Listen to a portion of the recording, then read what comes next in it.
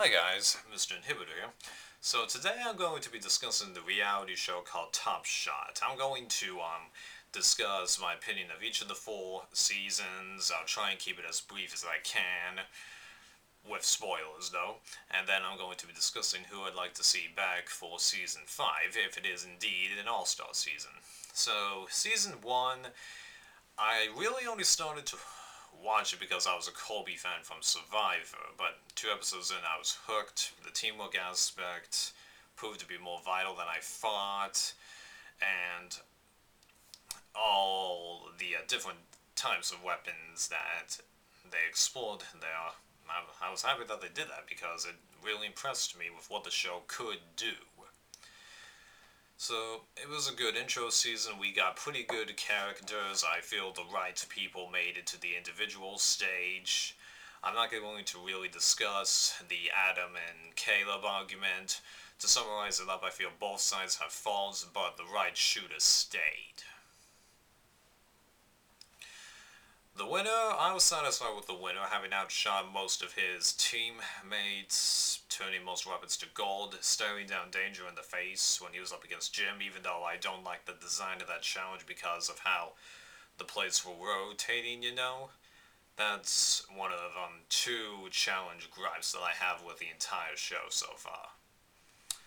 The other one being the last challenge on episode 9 of Season 1. Okay. Season 2 was pretty easy to watch, but I really didn't like that season.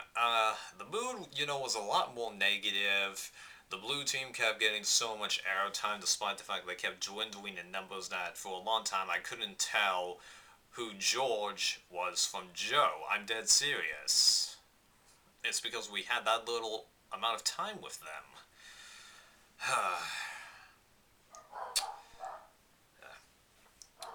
Ultimately, I felt though that the individual portion of the game kind of redeemed the season, and Chris winning was the best winner that there could have been.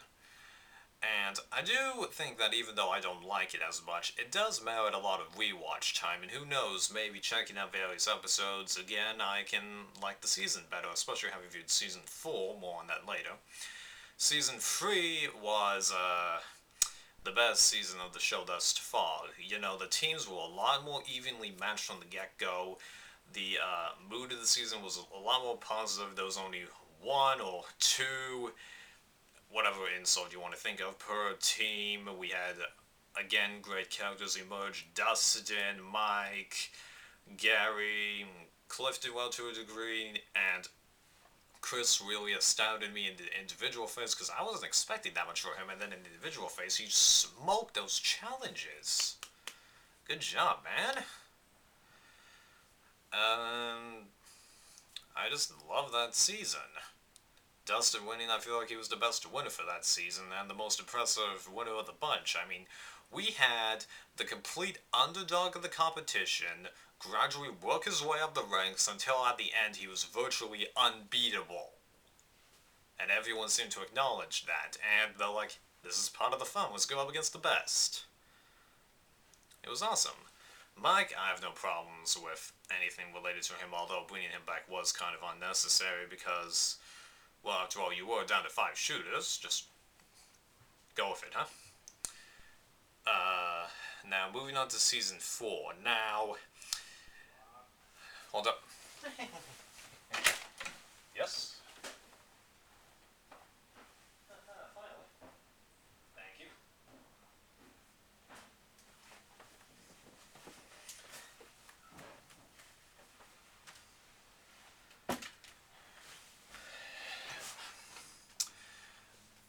Now, Season 4. This is gonna be a little hard to grasp, so bear with me.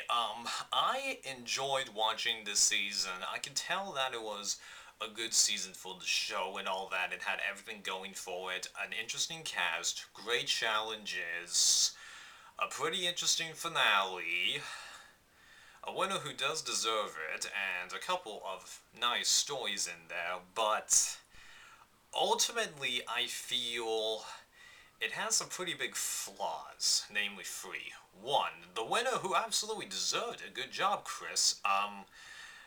All he really did was outshoot everybody. No. That's not to say that that's a bad thing. He worked his butt off to win, but I feel that's all he did. I mean, like, Ian turned every weapon to gold, stood that danger in the face, convinced his team to allow him to take responsibility for his actions. Chris was the best team player the entire season. He picked a great team, helped lead them to victory in a couple of cases. And George, for crying out loud, because of his relationship with George, George decided to not take the easy route to victory and leave it up to fate. A bond like that is powerful. And Dustin, I've already talked about him. He worked his way up through the ranks. You could say he kind of outshot everybody, but he actually seemed to have a bit of a journey. Chris, there was nothing. He just purely outshot everybody. I don't hate Chris at all, but he's the least impressive winner to me. Weakness number 2, I honestly don't feel like that this season is going to produce any big characters that will be talked about in later seasons. I mean, like season 1, Ian, Kelly, Brad, Pete, Adam, Blake, JJ. Season 2, Chris, George, Jay, the idiot, and Jamie. Season 3, Gary, Jarvis, Mike, Dustin, Jake. You know? But this season, what do we have? We have, Greg Littlejohn, Gabby, the first female to make it, Michelle, because a lot of people think that she's hot. And George being an a-hole to many people there. And then Kyle trying to help the red team out. I don't know.